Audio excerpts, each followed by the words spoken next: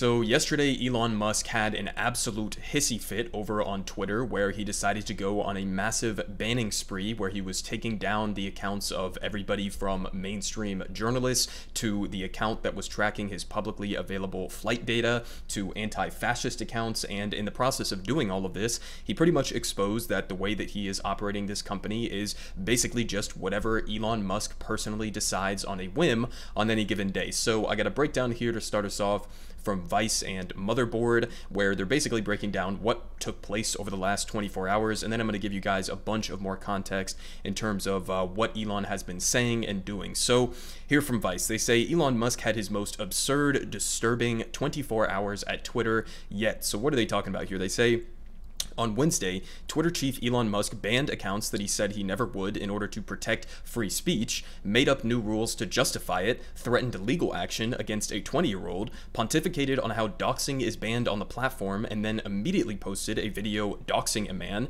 and asking his 121 million followers to identify him. It began when Twitter banned the account ElonJet, which had 500,000 followers and tweeted automated updates about Musk's personal flights using legal, publicly available aviation data. This is a very key point here to keep in the back of your mind, given what Elon has said about all of this, but it is protected under First Amendment case law. This is publicly available aviation data. They say anyone can request that the FAA not broadcast that data, which Musk has also done. Flight tracker site FlightAware told Motherboard. Previously, Musk had said that the account ElonJet, he said, my commitment to free speech extends even to not banning the account following my plane, even though that is a direct personal safety risk, he tweeted on November 6th. And Musk has also said that he is against censorship that goes far beyond the law. So again, completely contradicting what he was previously said, even specifically about this account, ElonJet, which was tracking him. And so they continue. The highly targeted ban against an account clearly annoying Musk and almost nobody else caused an immediate uproar, and it was followed by more bans. The personal account of 20-year-old ElonJet creator Jack Sweeney was banned, and so were all of his other flight tracking accounts, including those that tracked Mark Zuckerberg and Russian oligarchs. And Twitter then retroactively added a new policy that banned accounts, quote, dedicated to sharing someone's live location. Okay, so keep in mind, what this ElonJet account was doing was taking publicly available data that anybody could theoretically get their hands on and automatically posting that to his various different accounts. He's got one on Twitter and presumably one on Facebook. He's got one on Instagram, etc. And he was posting this data not because that was like the live location of where Elon Musk was, but because this is valuable for a number of different reasons that we're going to get into here in a second. But I mean, the idea that like posting somebody's flight logs is equivalent to posting their live location, as if you have like a GPS marker slapped onto their car and you're tracking them everywhere that they go throughout a city. It's just not even remotely comparable, but that's basically how Elon Musk has been characterizing it. He even on Twitter said that it was equivalent to posting assassination coordinates. Okay, that's how he's been characterizing it. It's completely absurd at face value, but they continue. Musk then took to his personal account to launch a PR offensive. He said in a tweet, quote, any account doxing real-time location info of anyone will be suspended as it is a physical safety violation, but that posting locations someone traveled to on a slightly delayed basis will be allowed. And he then went on to claim that a crazy stalker in LA had blocked a car carrying his child X, which is his name, and jumped on the hood, and he posted a video of an unknown man and asked his 121 million followers if anyone recognized the car or the person driving it. So this whole story about this crazy stalker, as Elon Musk is characterizing it, going and harassing his kid, first of all, you know, yeah, fuck that guy. You shouldn't be doing that. You shouldn't be going around and harassing anybody's kids, or even necessarily Elon Musk as an individual. But let's just ask some basic follow-up questions here, because this was the justification that Elon was using to ban the account ElonJet, for example, right? And so he's basically trying to make the implication that the ElonJet account was responsible for some random crazy stalker in LA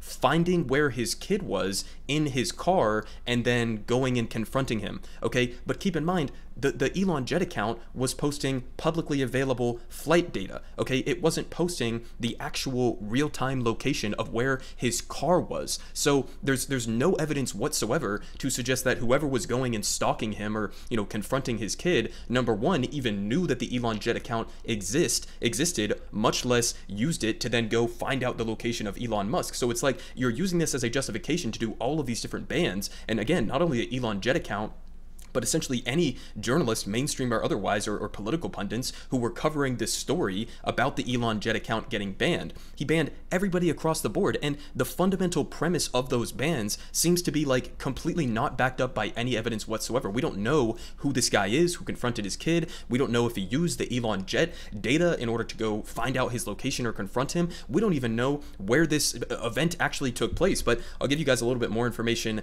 on that here in a second, which kind of like exposes how ridiculous this argument is from Elon Musk, that there's some sort of a correlation here between publicly available flight data and some random stalker who like found his car or found his kid and then did some crazy shit. But they continue saying, in the video, the masked man is sitting in his car and appears to say, quote, "I'm not," while an unknown man films and replies, "Yep, pretty sure." The man in the car takes out his own phone and films back, asking, "What's your name?" And the camera then pans around to put his license plate in view. And Elon Musk tweeted this, okay, saying, "Anyone recognize this person or car?"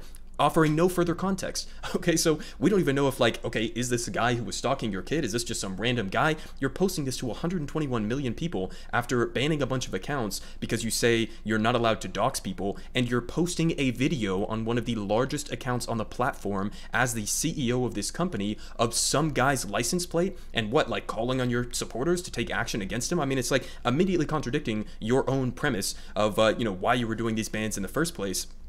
But they say, it was a stunning and disturbing moment, the richest man in the world asking his millions of rabid fans to identify an individual versus, say, going to the police, which for all we know so far, Elon didn't even take this to the police. He didn't even file a police report based on what we know right now. So what are you doing, man? I mean, you're going to go post this guy on Twitter before filing a police report, for getting actual information in terms of what happened, who this guy is, how he was able to find you, any of that, and any of those, you know, tangential details? No, just immediately go, you know, flash him up on Twitter. They say it also flies in the face of his anti-doxing stance, even if it technically conforms to the new delayed locations only rule. And Twitter also bans sharing video of private individuals, with the caveat that it could be newsworthy or relevant to public discourse on important topics. And the video that Musk shared is clearly neither of those, but he is the boss now and nobody is going to tell him otherwise. And they finish here saying Musk's meltdown, which follows the public embarrassment where he was booed on stage at a Dave Chappelle show, which I also talked about on this channel, absolutely hilarious, and had other troubling moments as well. And he publicly threatened legal action against the Elon Jet creator, Sweeney, and, quote, organizations who supported harm to my family, whatever the fuck that means, okay? And they say, again, Sweeney was doing nothing more than sharing legally protected public information, and the issue was that it bothered Elon Musk. And so, again, that's the actual standard here. It's not about, like, putting his family in danger or whatever, because again, we don't even know, number one, who the guy was who was stalking his family or whatever. We don't know if there was any connection to the Elon Jet account or if he used that information. And so just as like a you know, follow-up on that, in terms of a doubling down here with the Twitter policy and how they're pushing this idea that like they were tracking real-time live information, or that that's what the Elon Jet was doing, which it just straight up was not. This is all publicly available information. Anybody can get their hands on it. But here from Alex Heath, he says, in regards to the banning of reporters who have tweeted about Elon Musk's jet, Twitter head of trust and safety, Ella Irwin, tells me, quote, "Without commenting on any specific accounts, I can confirm that we will suspend any accounts that violate our privacy policies and put other users at risk." Interesting. And so one of the you know, responses that I had to Elon Musk directly, which was significantly upvoted in his replies, because I think a lot of other people were having the same thought, is if this is the actual, you know, standard here about posting the real-time locations of individuals or people or events and putting them in harm's way, what is the Libs of TikTok account doing on a daily basis? I mean, this is shit that they do all the time to single out drag people, or drag creators or drag events, and to single out members of the LGBTQ community. And we know, I mean, you know, take the Boston Children's Hospital, for example. I mean, they've been relentlessly talking about that and lying about what's actually taking place there in regards to gender-affirming care for minors at this hospital. They've been getting bomb threats, okay? And all of these drag events where, you know, you have a right-wing deranged lunatics showing up to protest protest them. In some cases, it descends into violence. You know, how could you possibly allow the Libs of TikTok account or any of these other conservatives who frequently dox these trans events, if that's your definition of doxing, right? You know, sharing publicly available information, which is the same standard as the Elon Jet account. I mean, it's just a total double standard here that Elon Musk is clearly putting on display. It's obviously just about him personally and what happens to bother him or offend him. And so one more take here in terms of the whole stalking event. Now, I can't verify this. I don't know how this guy actually came up with the, you know, geolocations and how all of that works. But this guy works for the informant, Nick Martin. And he says, do I have this right? Okay, so number one, the Musk plane tracker posts nothing on Tuesday. Okay, that's an interesting detail. Apparently, the Elon Jet account didn't even post anything that day. So where is the correlation between the Elon Jet account posting this publicly available flight data or flight logs and the guy who apparently went and harassed Elon's kid? Where's the correlation there if this account didn't even post anything on that day? He says, number two, Musk says the stalker incident took place on Tuesday night. Number three, video from Musk allegedly showing stalker was filmed nowhere near the airport. And they say the LAPD says that no one has filed a report about the incident as of Thursday. Okay, so again, according to the information they've managed to put together here, and I guess this was re-upped by Elliot Higgins, who I think is actually a trustworthy source on this. So according to the geolocations that they were able to sort out here, it looks like this stalking event didn't even take place near an airport. And again, the Elon Jet account, that was just on flight data. So if this was taking place, you know, miles and miles away from the airport, it's not like he had a GPS tracking location device on Elon Musk's car or on his kid or some shit like that. So again, what is the justification here? Because the idea that, like, the Elon Jet account was single-handedly responsible for this, and not only that, but apparently Elon wants to bring legal action against the creator of that for putting his family in harm. Where is the case for that? I mean, I would dare you to try to bring a legal case against this guy for putting your family in danger when we have all of these other details showing that in all likelihood it had nothing to do with it. I mean, he's just like complete correlation without causation here. But a little bit more information on this guy, Jack Sweeney. We have a statement from him, or a statement here from Laura about what he's basically been saying. But they say Jack Sweeney provides public information in an accessible way with code and industry knowledge. It's citizen data journalism. He helps the public stay aware of polluting expensive private jet use by executives, celebrities, politicians. That data wasn't doxing. And so he does this for a ton of different other celebrities and billionaires and all of that. This is not something that's like, oh, he's just trying to like dox Elon Musk individually. This is shit that, again, you know, is useful information to see where are these private jets going, where are they traveling to, where are the richest and most powerful and influential people in the world going, how much are they polluting, and all of that. So I mean, I think there's definitely like a case here to be made that this type of information is in the public interest. And another ridiculous thing from Musk has been that he's comparing this to like average people and saying, well, would you as a random average Joe or Jane want somebody to know your live, location at any given moment? And number one, again, that's not what the Elon Jet account was doing. It was flight data, not your actual real-time location at any given moment when you're traveling about in some city. But number two, you are one of the richest men in the world. Okay, now you're not the richest man in the world because Tesla stock is tanked because of all of Elon Musk's actions in regards to this entire shit show that has been unfolding over on Twitter. So no longer the richest man in the world, but one of the richest men in the world, one of the most powerful and influential people in the world. That's a little bit of a different situation than talking about like the actual real-time locations of just average people or journalists or something like that. It's completely, you know, not comparable in the way that Elon Musk has been trying to portray it. So here we got a list of all of the main journalists who were taken down for basically talking about this entire issue, or maybe posting links to places that had the Elon Jet information. So here from Leah, she says, journalists suspended from Twitter so far tonight. So this is an incomplete list here, but we have Aaron Rupar from the Washington Post. We have, again, Drew Harrell from the Washington Post. We have Ryan Mack from the New York Times. We have Donnie over on CNN. We had Matt Binder, okay, from Mashable, but also from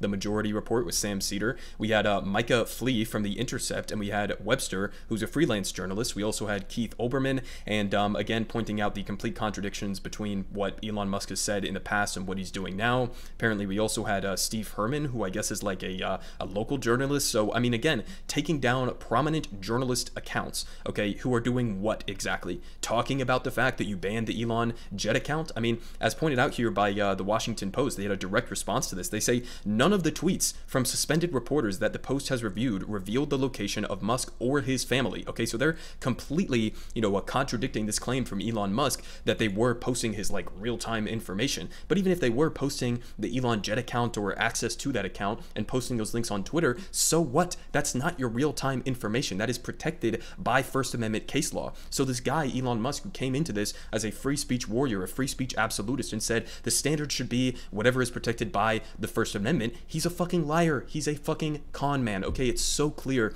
that anybody who is defending him at this point, it's just absolutely embarrassing. But I got another thing here for you guys real quick, which was an absolutely hilarious voice chat that Elon Musk was basically joining to try to explain himself to a number of different journalists that had questions. And you're going to see here that he basically had no real legitimate answers other than doubling down on saying that they were exposing his real-time information. And then when he's confronted with some basic follow-ups, he basically runs away from this. And then I have another follow-up after this, because not only did he run away from this, but apparently he disabled the entirety of this whole group speech function that was able to take place on Twitter. So let's just go ahead and get into this a little bit.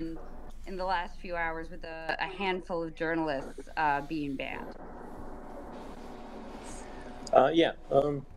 Well, as I'm sure everyone who's been doxxed would agree, showing real-time information about somebody's location is inappropriate, and I think everyone on this call would not like that to be done to them.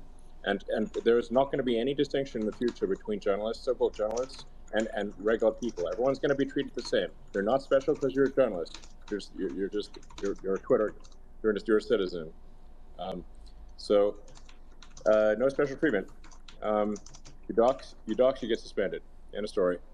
Ban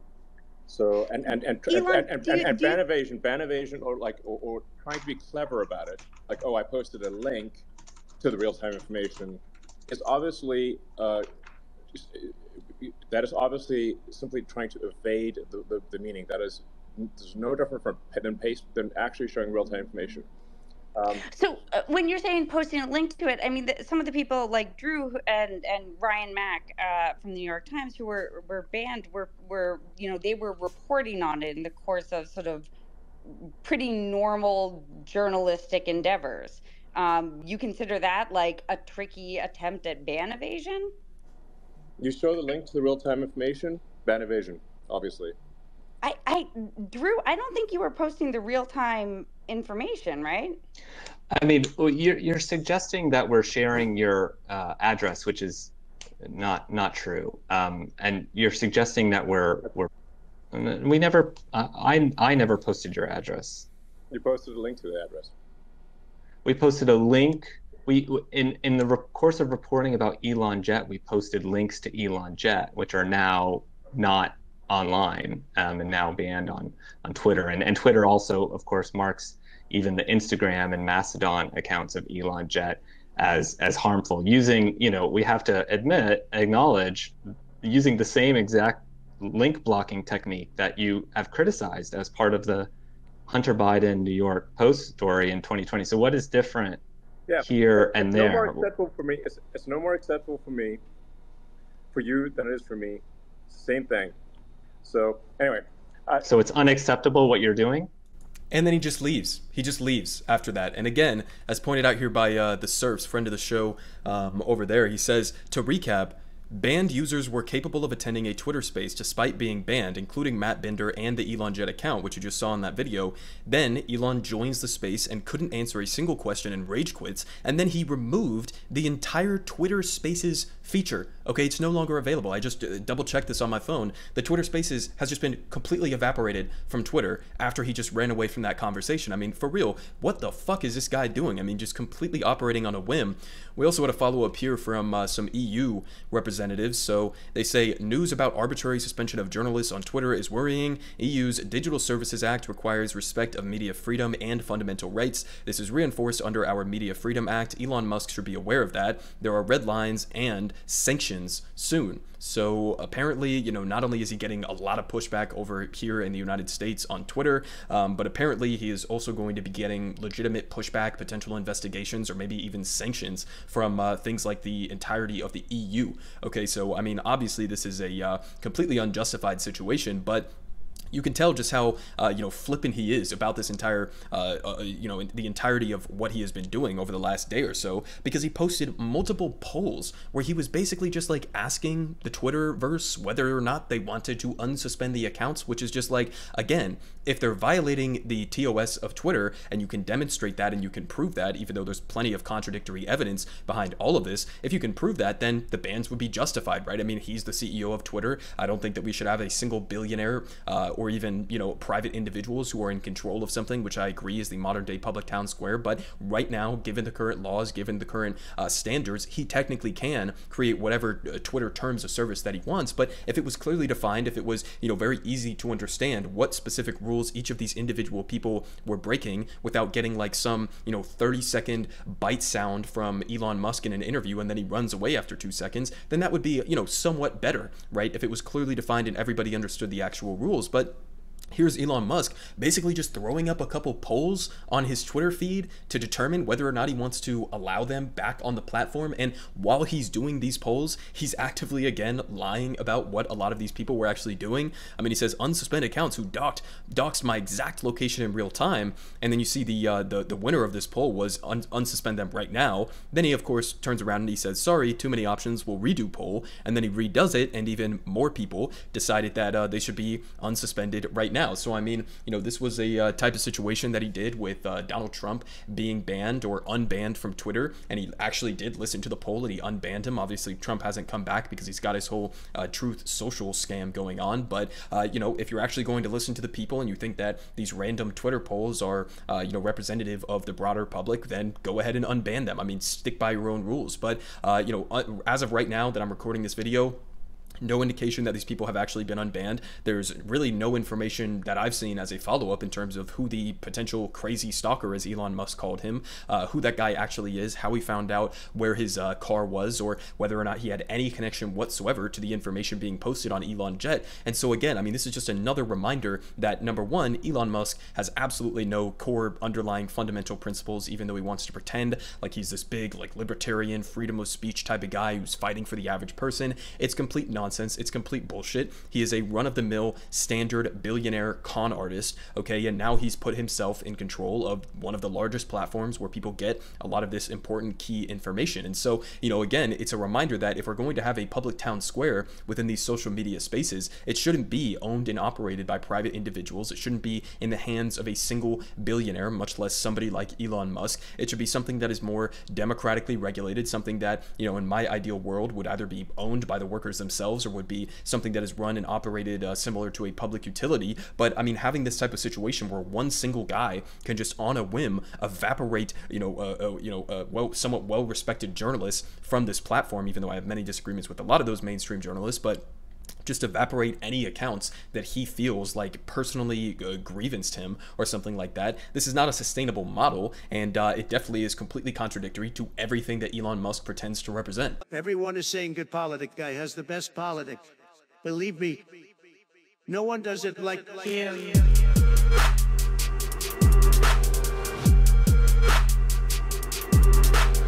Believe me, everyone is saying